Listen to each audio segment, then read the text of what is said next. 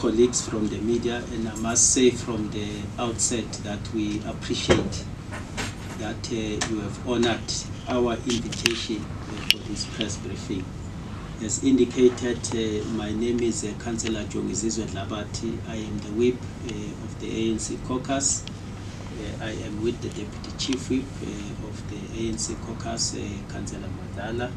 I'm also with Elder Woman named Lambo, who is the member of the Caucus Executive Committee, Councillor Goje, as well as Councillor Ndelisa. Without wasting time, let me then table our statement regarding this press briefing. The Ekurhuleni ANC Caucus, we have convened this press briefing as part of our continuous effort to communicate our perspective on various matters of service delivery as well as governance within the City of Ekurhuleni. The ANC Caucus, it should be known that it constitutes the largest total number of seats in council, where 78 of the 112 wards are under the African National Congress, and thus translating into 70% of the wards. Therefore, the extent of our representation in council, in our view, it does necessitate that we take a keen interest on how the city is advancing the local government mandate and other developmental imperatives. Furthermore, we have the primary responsibility as the ANC Caucus of fostering what we call acceptable levels of service delivery and development. We equally have the responsibility of ensuring that we have a capable political leadership within the institution that is fit for a purpose of steering the City of Ekurhuleni towards what should be the right direction. We are of course sensitive as the ANC Caucus to the fact that instances of lack of service delivery will have a dire effect to many of the 78 wards that are represented by the African National Congress, for which we must take accountability for. In this regard, we as the representatives of the ANC in council have a major task of directing and also sustaining checks and balances on how the City of Ekurhuleni is governed, including other related matters of local governance. We do this, colleagues, because of our long-standing commitment as the ANC of building better communities as well as a better life for all.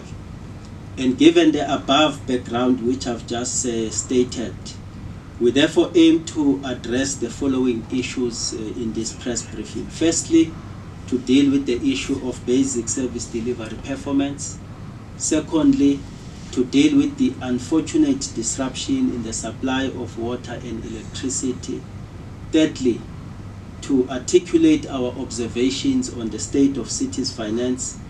And lastly, to deal with the issue of a municipal program and collaborative governance, which in your view, you term it as a coalition in the City of Ekurhuleni.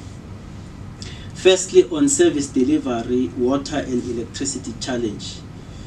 We want to put it on record that it is our standing commitment that basic services must be provided in a sustainable manner and with minimal interruptions.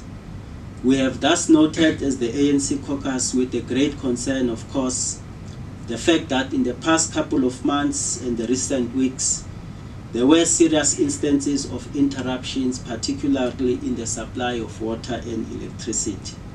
Furthermore, leakages in the sewer are also an area of concern, given the serious health risk that is posed by these unattended sewer spillages across our city.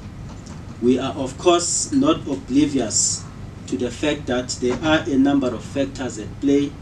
However, we've since noted an escalating trend of inefficient response as it relates to issues of water, electricity, and sewer queries. Internally, we do believe that we need to urgently attend to the strengthening of human capacity, in particular electricity and water technicians. Additionally, the city needs to ensure the availability of key materials that are required to fix basic queries that are related to water, sanitation, and electricity. It is also worth stating that the building of internal capacity must help us to reduce the risk of what appears to be a significant reliance on external service providers for the provision of basic repairs and maintenance that ordinarily, in our view, should be done internally.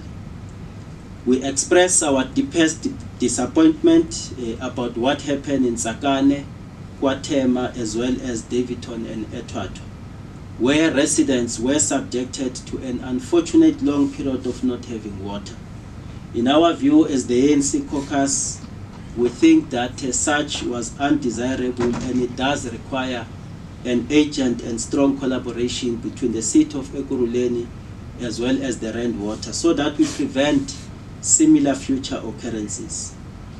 We believe that instances of poor communication and the lack of providing sufficient water relief does form part of our observation as and when there are water interruptions.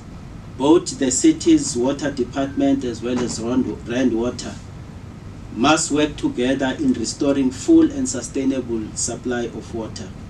And where we may need to adjust the budget to accelerate infrastructure repairs, the ANC caucus will certainly support such an idea. For instance, there is a need to increase the capacity of water tanks that are owned by the City of Ekurhuleni as opposed to us outsourcing this important service. And once more, we condemn the lies that have been perpetuated by some politically orchestrated voice notes insinuating that water cuts were intentional and sought to benefit some ANC-aligned business person as alleged. We dismiss such a sinister narrative as misleading and untrue. During the 2016-2021 term of office, the ANC-led coalition initiated the construction of 29 reservoirs to ensure the security of water, one of which being the Xhosa Reservoir.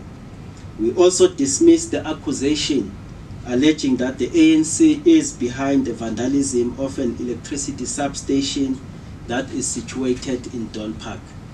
To us, it makes no logical sense that a party that is responsible for 70% of the wards will in fact sabotage itself by cutting water and vandalizing substation. We continue to monitor the city's cleanliness, and whilst there's been an improvement on the waste collection part, dealing with illegal dumping remains a serious challenge and a health hazard. We are equally noting positive progress in the closing of potholes and cleaning of stormwater drainages. We continue to implore more aggressive implementation of the Sivala Ama pothole program throughout the city. We wish to close this matter of service delivery by urging our Ekurhuleni residents to use water sparingly and with care so that we avoid unnecessary water wastage, and residents must also play their part given the scarcity of water.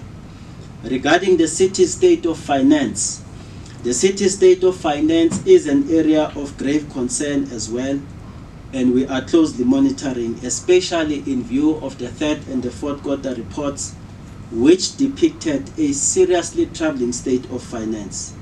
And this is qualified by the actual deficit that was reported in quarter 4 of 2.9 billion against a budgeted deficit of 1.5 billion. Furthermore, the high outstanding creditors amount of 2.6 billion as well as 800 million for both Eskom as well as Rand Water serves as an alarm, having noted that some of the reasons that were cited speaks to the fact that there is low collection as well as insufficient budget.